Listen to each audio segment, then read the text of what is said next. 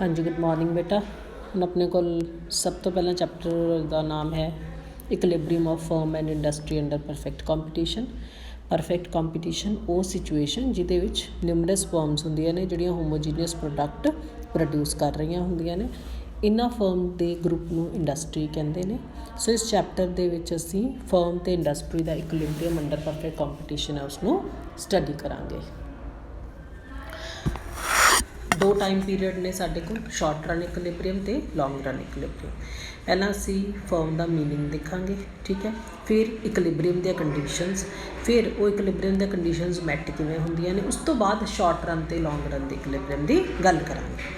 तो फर्म की है? Firm is a unit engaged in the production for sale at a profit and with the objective of maximising the profit.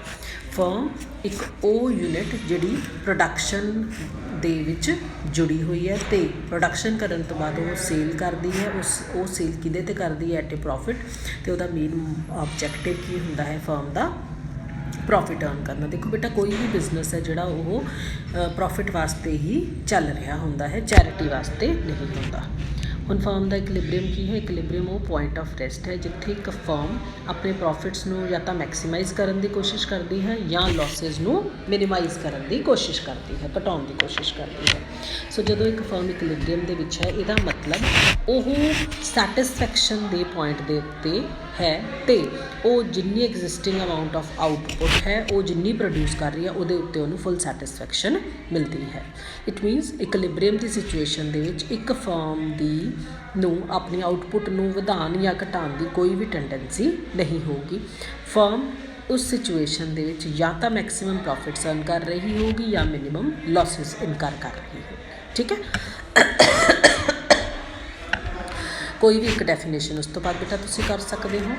Second, ਫਿਰ ਉਸ ਤੋਂ ਬਾਅਦ ਤੁਹਾਡੇ ਦੇਖੋ ਜਦੋਂ ਤੁਸੀਂ ਕੁਐਸਚਨ ਨੂੰ ਅਟੈਂਪਟ ਕਰਨਾ ਹੈ ਇੱਦਾਂ ਹੀ ਕਰਨਾ। ਪਹਿਲਾਂ ਉੱਪਰ ਪਰਫੈਕਟ ਕੰਪੀਟੀਸ਼ਨ ਦਾ ਮੀਨਿੰਗ ਲਿਖ ਦੇਣਾ ਹੈ, ਪਹਿਲੀਆਂ 3 ਲਾਈਨਾਂ। ਦਿਸ ਸਟੱਡੀ ਵਾਲੀ ਲਾਈਨ ਨਹੀਂ ਲਿਖਣੀ। ਉਸ ਤੋਂ ਬਾਅਦ ਮੀਨਿੰਗ ਆਫ ਫਰਮ, ਫਿਰ ਮੀਨਿੰਗ ਆਫ ਫਰਮਸ ਇਕਲਿਬਰੀਅਮ, ਫਿਰ ਡੈਫੀਨੇਸ਼ਨ, ਫਿਰ ਕੰਡੀਸ਼ਨਸ ਆ ਗਈਆਂ। ਬੱਚੇ 3 ਕੰਡੀਸ਼ਨ ਨੇ। ਪਹਿਲੀ ਕੰਡੀਸ਼ਨ ਬੇਸਿਕਲੀ ਦੂਜੀ ਅਤੇ ਤੀਜੀ ਹੈ।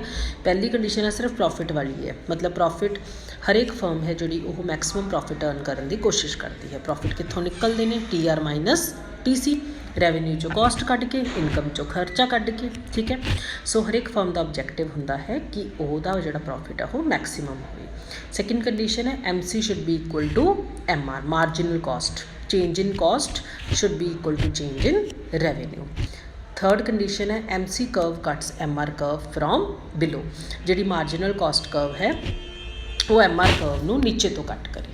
ਫੋਰਥ ਹੈ minimum loss of fixed cost. Short run ਦੇ ਵਿੱਚ ਫਰਮ ਹੈ ਜਿਹੜੀ ਉਹ ਓਨੀ ਹੀ ਆਊਟਪੁੱਟ ਪ੍ਰੋਡਿਊਸ ਕਰੇ ਜਿਹਦੇ ਨਾਲ ਉਹਦਾ ਟੋਟਲ ਰੈਵਨਿਊ ਹੈ ਉਹ ਟੋਟਲ BC ਤੋਂ ਘੱਟ ਨਾ ਹੋਵੇ। ਇਨ ਅਦਰ ਵਰਡਸ, ਫਰਮ ਹੈ ਜਿੰਨਾ ਵੀ ਲਾਸ ਇਨਕਰ ਕਰੇ ਉਹ ਸਿਰਫ ਫਿਕਸਡ ਕਾਸਟ ਦੇ ਇਕੁਇਵਲੈਂਟ ਕਰੇ, ਉਹਦੀਆਂ ਵੇਰੀਏਬਲ ਕਾਸਟ ਨਿਕਲਦੀਆਂ ਰਹਿਣ, ਮਤਲਬ ਡੇ ਟੂ ਡੇ ਖਰਚੇ ਨਿਕਲਦੇ ਰਹਿਣ।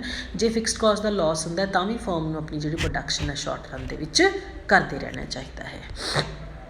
ਤਾਂ ਇਹ ਜਿਹੜੀਆਂ ਉੱਪਰਲੀਆਂ 4 ਕੰਡੀਸ਼ਨ ਤੁਹਾਨੂੰ ਦਿੱਤੀਆਂ ਹੋਈਆਂ ਨੇ, ਇਹਨਾਂ ਚਾਰਾਂ ਵਿੱਚ ਬੇਟਾ ਬੇਸਿਕਲੀ ਆਪਣੀ ਜਿਹੜੀ ਦੂਜੀ ਅਤੇ ਤੀਜੀ ਕੰਡੀਸ਼ਨ ਹੈ ਨਾ, ਇਹ ਤੁਹਾਡੀ ਡਾਇਗਰਾਮ ਦੇ ਵਿੱਚ ਮੈਟ ਹੋਊਗੀ। ਇਹ ਨੈਸੈਸਰੀ ਕੰਡੀਸ਼ਨਸ ਨੇ। ਬਾਕੀ ਦੀਆਂ ਕੰਡੀਸ਼ਨ ਨੇ ਜਿਹੜੀਆਂ ਉਹ ਪ੍ਰੋਫਿਟ ਵਾਲੀ ਜਾਂ ਲਾਸ ਵਾਲੀ ਜਿਹੜੀ ਕੰਡੀਸ਼ਨ ਹੈ, ਇੱਕ ਸਾਈਕੋਲੋਜੀਕਲ ਕੰਡੀਸ਼ਨ ਹੈ ਤੁਹਾਡੀ ਇਹ ਹੋਊਗੀ, ਰਾਈਟ। ਸੋ ਇਹਨਾਂ ਕੰਡੀਸ਼ਨਸ ਇਕਲਿਬਰੀਅਮ ਦੇ ਕੰਡੀਸ਼ਨ ਨੂੰ ਅਸੀਂ 2 ਤਰੀਕਿਆਂ ਦੇ ਵਿੱਚ ਜਿਹੜਾ ਹੈ ਐਗਜ਼ਾਮਿਨ ਕਰ ਸਕਦੇ ਹਾਂ, TRTC ਅਪਰੋਚ ਅਤੇ MRMC ਅਪਰੋਚ। ਆਪਣੇ ਸਿਲੇਬਸ ਦੇ ਵਿੱਚ ਜਾਂ ਆਪਾਂ ਜਿਵੇਂ ਡਾਇਗਰਾਮਸ ਬਣਾਉਣੀਆਂ ਉਹਦੇ ਵਿੱਚ MRMC ਦੀ ਅਪਰੋਚ ਹੈ ਜਿਹੜੀ ਉਹ ਹੀ ਕੰਮ ਕਰਦੀ ਹੈ, ਰਾਈਟ।